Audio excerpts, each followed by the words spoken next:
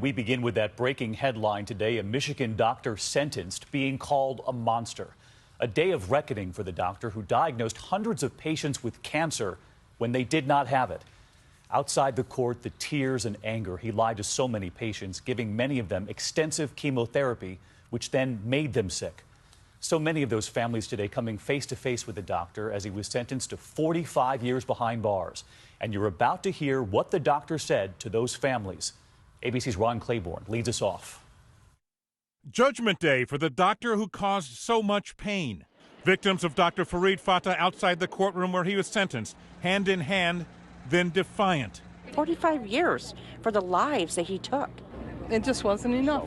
In court, the 50-year-old doctor breaking down, saying, "I misused my talents, yes, and permitted this sin to enter me because of power and greed." But those words no comfort for Cheryl Blades. I could hear him talking to my mother because I went to every appointment, so I could hear him talking to her and promising her to save her. In all, Fatah pleaded guilty to intentionally misdiagnosing more than 550 patients, often prescribing treatment for cancer that they did not have. He earned more than $17 million as a result.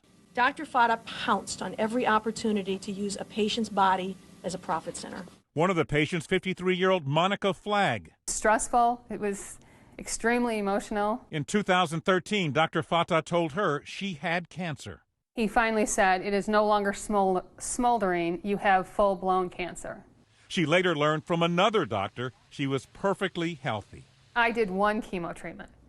The others did so many that they're practically dead anyway. This is just awful. And the question so many had, wasn't there anyone else in the doctor's office looking at those charts, those tests to know these people were healthy? Well, David, eventually another doctor in the same clinic as Dr. Fatah and an office worker, a staff member, did have their suspicions and took them to federal law enforcement officials. They were the whistleblowers. And in the meantime, a second opinion, you told me, saved some people from the same fate. Right. Some of those people who were diagnosed with cancer went to other doctors. Of course, that diagnosis was not confirmed. They did not go back to Dr. Fatah. They're the lucky ones. Always get a second opinion. All right, Ron, thanks so much.